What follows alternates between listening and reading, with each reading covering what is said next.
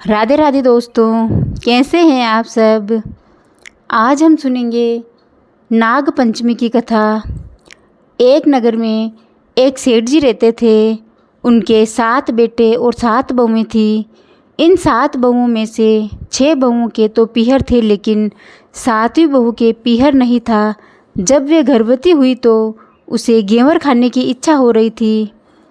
उसके पीहर नहीं था तो उसने एक घेवर चुराकर पानी भरने गई, तब ले गई। वहाँ जाकर पेड़ के नीचे घेवर रख दिया और सोचने लगी कि पानी भरकर आराम से बैठकर घेवर खा लूँगी। जब वह पानी भरकर घेवर लेने गई तो वहाँ घेवर नहीं मिला। उसे पेड़ के पास एक बम्बी थी, उसमें एक नागिन रहती थी। वह नागिन भी उस समय गर्भवती थी। घेवर को देखकर नागिन की इच्छा उसे खाने की हुई और उसने घेवर खा लिया।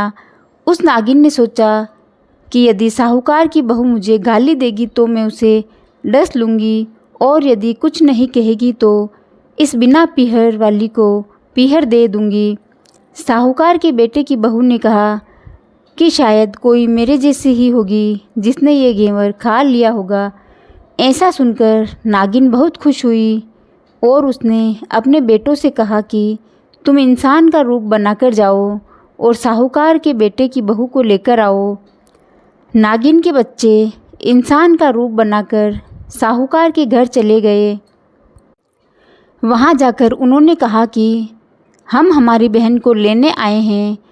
तभी सास ने कहा कि पहले तो कभी नहीं आए, इतने दिन कहाँ थे। तब उन्होंने कहा कि जब हमारी बहन का जन्म हुआ तब हम नानी के घर थे, और शादी हुई तब हम परदेश में कमाने के लिए गए हुए थे। उन लड़कों ने बहुत सारे कपड़े, गहने और मिठाइयाँ बहन की सास और जेठानियों के लिए दिए।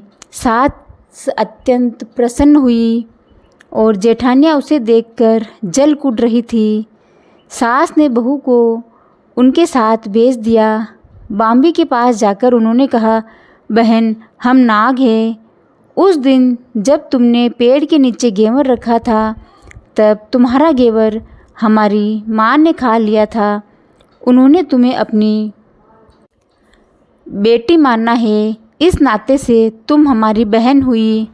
बहन, अब तुम हमारी पूँछ को पकड़ लो और डरना मत। उनके कहने पर वह पूँछ पकड़कर बाम्बी में चली गई। वहाँ पर उन्होंने उसे बहुत लाड प्यार और सुख से रखा। वहीं पर उसने एक लड़के को जन्म भी दिया।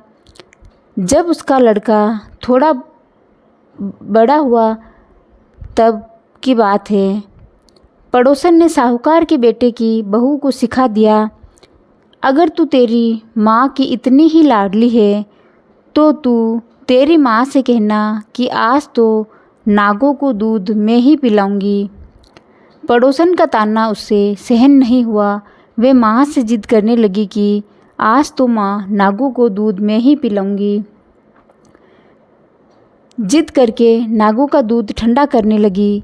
तभी तक दूध ठंडा नहीं हुआ था, उसने पहले ही उसके बेटे ने घंटी बजा दी। घंटी की आवाज़ सुनकर छोटे बड़े सारे नाग दूध पीने के लिए दौड़ पड़े। जब उन्होंने दूध में मुंह लगाया तो बहुतों का मुंह जल गया। तब नाग क्रोधित होकर बोलने लगे कि हम बहन को काटेंगे। उसकी माँ ने उन्हें समझाते हुए कहा कि मत काटो, इसमें इसका कोई दोष नहीं है, ये तुम्हें आशीष ही देगी, इसे मत काटो। तब साहूकार के बेटे की बहू ने कहा, जियो मारा नाग नागिनी, जियो मारा खड्या आड्या बीर। बीर उठावे देखण चीरो, चीर तो फट जावे पण बीर जीवता रेवे। थोड़े दिन बीत जाने के बाद पड़ोसन ने फिर से ताना मारा कि यदि तेरी माँ तुझ पर विश्वास करती तो तुझे 7वें कोटे की चाबी दे देती। उसने माँ से जिद करके कहा कि माँ, मुझे 7वें कोटे की चाबी दो। माँ बोली, क्या करेगी बेटा। लेकिन वह जिद करके चाबी ले ली, और जब ताला खोला तो अंदर झूले में बाबा नाग झूल रहे थे। उसने बाबा नाग से कहा, सत सिया राम बाबा। उन्होंने कहा कि तूने सत सिया राम कर लिया, वरना मैं तुझे डस लेता। तब उसने कहा कि आप तो मेरे पिता हो, मुझे कैसे डस सकते हो। और बोली, जियो नाग नागनी, जियो वासुकी नाग, जियो मेरो लाड लड़ायो 9 करोड़ को हार। नाग देवता ने उसको 9 करोड़ का हार दे दिया। माँ ने अपने बेटों से कहा, बाई तो अब बड़े घरों में हाथ डालने लगी है, उसे घर पहुंचा दो। नागों ने साहूकार के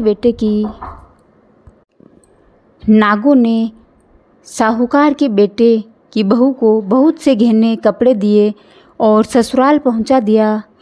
थोड़े दिनों की बात है, उसका बच्चा झाड़ू तोड़ रहा था। ताई ने कहा, झाड़ू मत तोड़, इतना तोड़ने का शौक़ है तो तेरे नाना मामा के यहाँ से लाया होता। सांपों ने सुन लिया। माँ से जाकर कहा। माँ ने कहा, 2 झाड़ू सोने की बनवाओ, 2 चांदी की बनवाओ और दे आओ।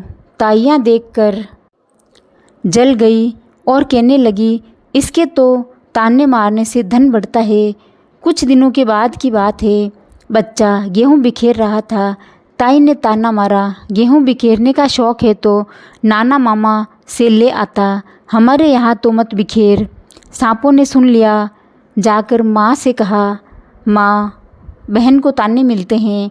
माँ ने कहा, 2 बोरी दाने सोने के घड़ाओ, 2 बोरी दाने चांदी के घड़ाओ और गेहूँ के 2 बोरी बहन के ससुराल दे आओ।